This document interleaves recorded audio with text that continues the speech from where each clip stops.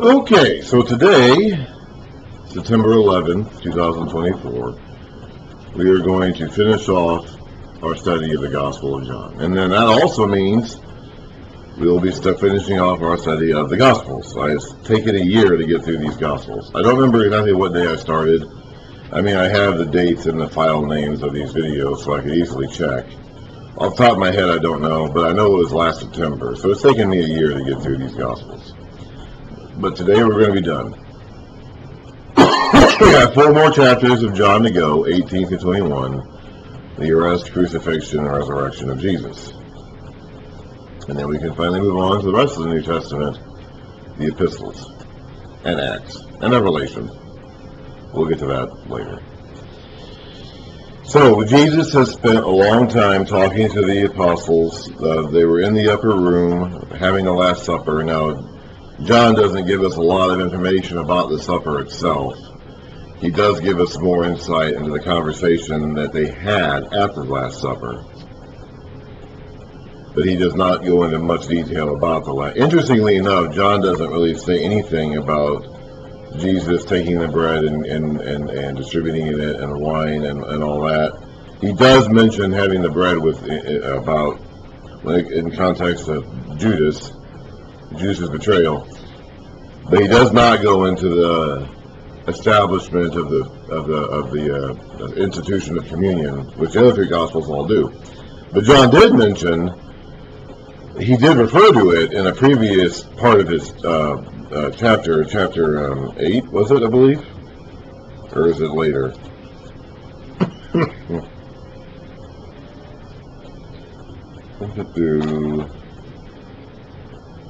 And when he was talking about giving them his body to eat and his blood to drink, and the crowd simply did not understand that at all.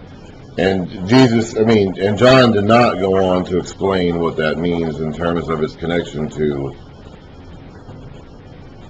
baptism.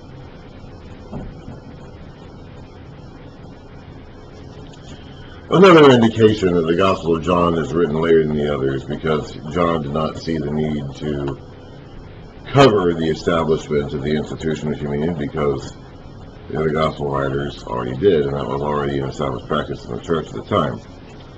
Anyway, so Jesus has talked to they were in the upper room, they had a conversation there. Apparently then they left and were on their way, and they talked along the way. Now here we are in chapter 18, and the narrative picks back up again.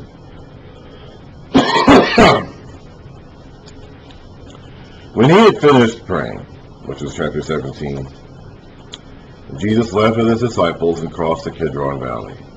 On the other side, on the other side of the valley from Jerusalem, there was an olive grove, and he and the disciples went into it. Now Judas, who betrayed him, knew the place, because Jesus had often met there with his disciples. So Judas came to the grove, so he must have known they were going there after supper. Either he just knew that because it was such an ingrained habit, or they already had discussed this beforehand, that they were going to go to the grove after having finished the supper. Because Judas knew right where he left before the supper really got going, and he knew right where to go. This is ultimately what they needed Judas for. John doesn't really talk about the arrangement that Judas had with the officials, other than to say that Satan had entered into him. But he apparently was needed to lead them to a quiet place where they could arrest Jesus without causing a fuss.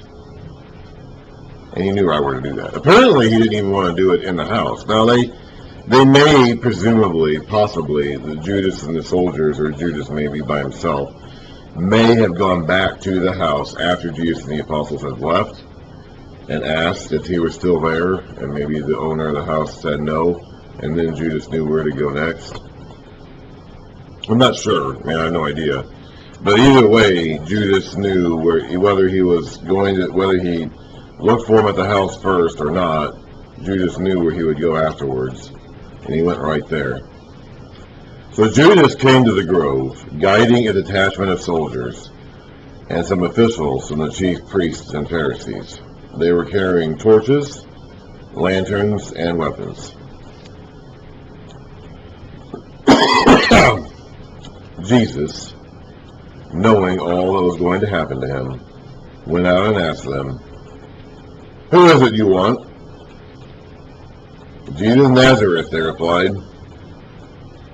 "I am he," Jesus said, and Judas the traitor was standing there with them. When Jesus said, "I am he," they drew back and fell to the ground. "I'm the guy you want. You ready to come get me?" "I'm ready to go with you. I know what's going to happen. I've made peace with this." We didn't go over him praying in the garden by himself like the other Gospels did, but Jesus may have had to make peace with this himself, and he has. So let's get on with it, guys. Let's get moving. Again, he asked them, "Who is it you want?" And they said, "Jesus of Nazareth." "I told you that I am he," Jesus answered. "If you're looking for me, then let these men go." This happens that the words he had spoken would be fulfilled.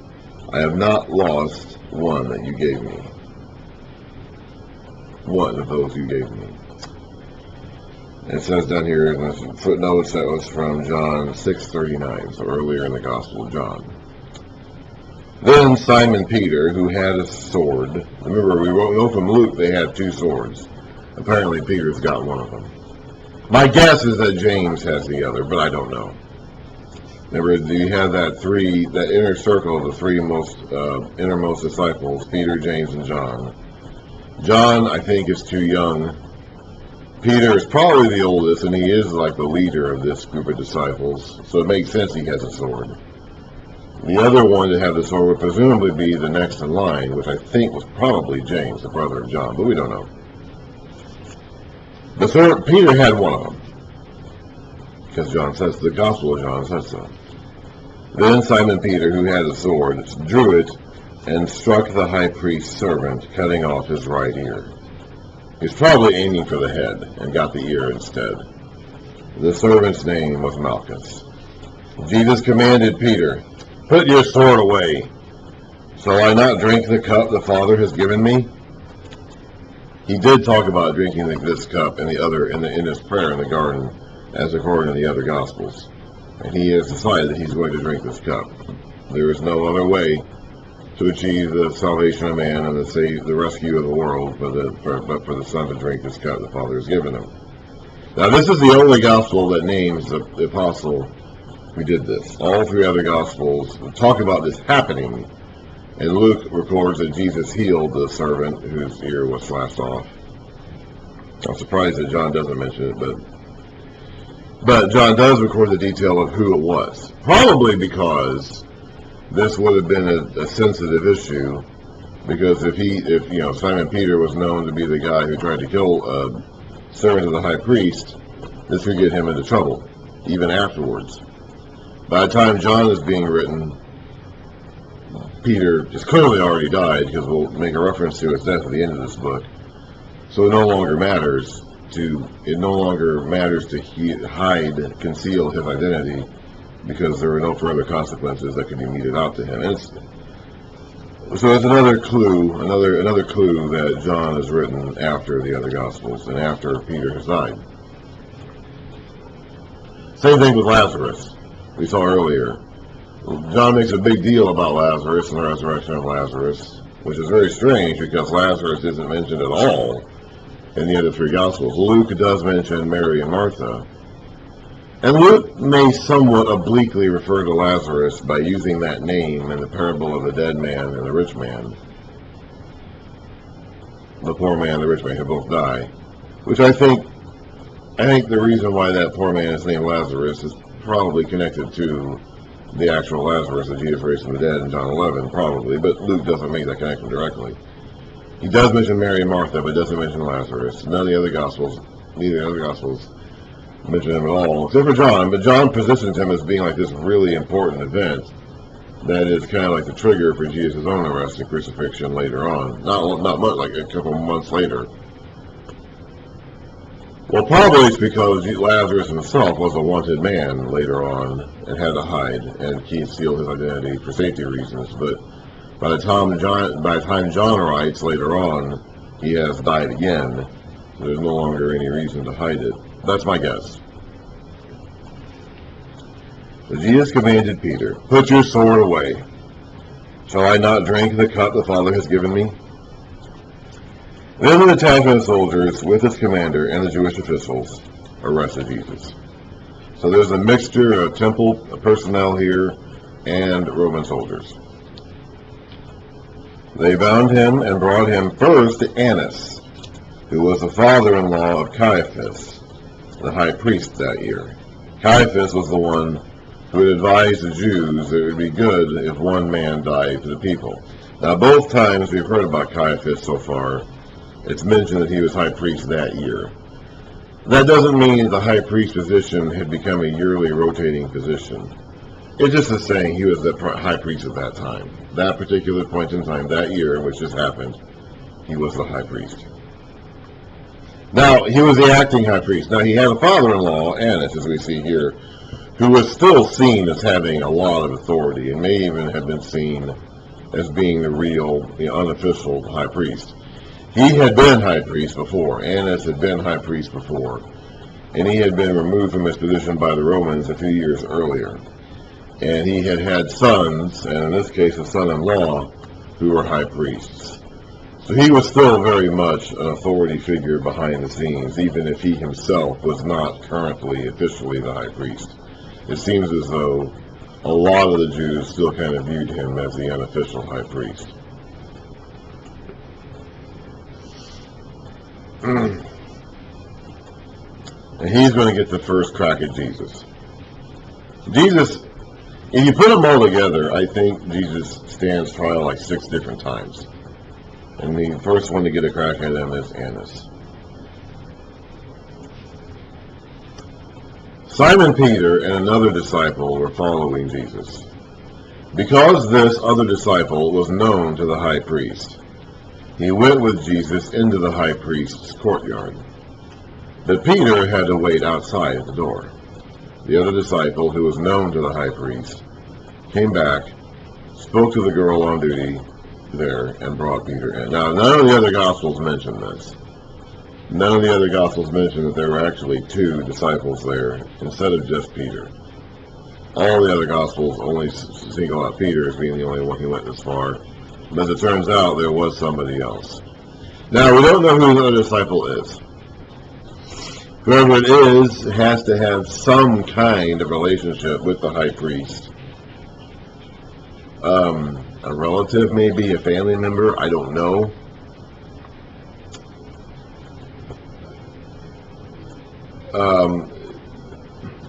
The best guess is that this is John again, referring to himself, but without actually identifying himself.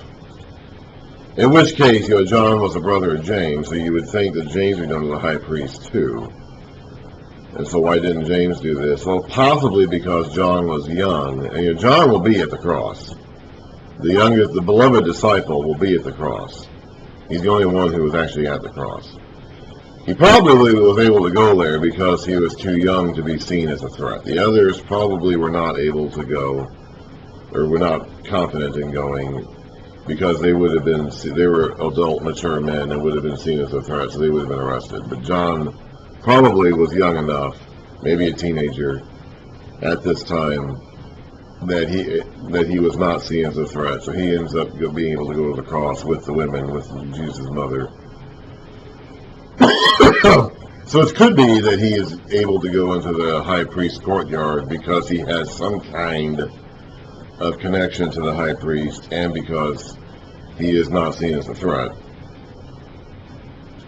We do go back, but he does not, however, identify here this disciple as the disciple whom Jesus loved, which is John. When you eliminate the possible candidates for who that is, you come up with John, and he doesn't use that term here in John 18. But there is another example of this early in the book, in John 1, when Jesus was calling his first disciples, and the first 2 happened to be Andrew, Simon Peter's brother, and somebody else. And then Andrew went to go get his brother Peter. So Peter was the third. And then we know from the other Gospels that the first four apostles called were those sets of brothers, Peter and Andrew and James and John. So this unnamed disciple in John chapter 1, verses 35 through 40, it has to be either John or his brother James. It could be James, but it's probably John, because Andrew is probably the younger of the two brothers, him and Peter. So it's probably the two younger brothers, and John was the younger brother of James. So it's probably the two younger brothers together, Peter and John, going to get their older brothers, or Andrew and John, going to get their older brothers, Peter and James. That is the speculation. And if that's the case, then there is precedent for John, the author of this gospel, referring to himself in the third person without naming himself and without referring to himself as the beloved apostle or the beloved disciple. So there is precedent for that. We can't prove that. These are all sentences we can't quite finish. Okay, these are all connections we can't quite glue together. But it's likely that this was John. Either that or probably James.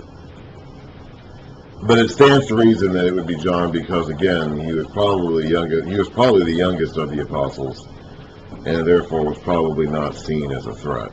Now, how he knew the high priest, or how the high priest knew him, I don't know. Maybe they were a distant family connection. Maybe they were fishermen, so maybe the high priest had used their business before to buy fish. I don't know. I have no idea. Anyway, so this other disciple, whoever he is, goes in and gets Peter to come in. Again, this is a detail not mentioned in any of the other three Gospels. "You are not one of his disciples, are you?" the girl at the door asked Peter. He replied, "I'm not. No, I'm not." So he's basically giving her the answer she expects. Her question is framed in a way to expect a negative answer. So he just says, "You're right, I'm not. I'm just a guy." It was cold, and the servants and officials stood around a fire they had made to keep warm. Peter also was standing with them, warming himself. Meanwhile, the high priest, and this is referring to Annas here, not Caiaphas, who is the official high priest. Remember, Annas apparently is seen as having effectively the authority of the high priest, the high priest behind the scenes maybe, questioned Jesus about his disciples and his teaching. "I have spoken openly to the world," Jesus replied. "I always taught in synagogues or at the temple where all the Jews come together. I said nothing in secret." So you know everything I've said. You've had plenty of opportunities to hear me teach, to hear what I've said, and I have said nothing different to my apostles in secret that I did not say out in the open. Now, we know from the other Gospels that he did speak in parables that he didn't reveal to the crowds, but did reveal to his apostles. But the parables themselves were not any different in meaning. He just revealed the meaning of the parables to the apostles and let the crowds work the meaning out for themselves. He did not have a secret special message for the disciples about political revolutions or anything like that he did not teach to the crowds. "Why question me? Ask those who heard me. Surely they know what I said." When Jesus said this, one of the officials nearby struck him in the face. "Is this the way you answer the high priest?" he demanded. "If I said something wrong," Jesus replied, "testify as to what is wrong." So what if I said something wrong? Let everyone know. Tell everyone here what it was that I said that was wrong. But if I spoke the truth, why did you strike me? He turned the other cheek. That's what he said to do in the Sermon on the Mount, which isn't recorded in John, but is recorded in Matthew and Luke. Someone struck him on one cheek, and Jesus didn't reply forcefully or violently or angrily. He just said, if I said something wrong, tell everyone here what it was that I said wrong. And if I didn't, why'd you hit me? Then Annas sent him, so Annas is being seen as the high priest here, even though officially he's not, still bound, to Caiaphas, the high priest.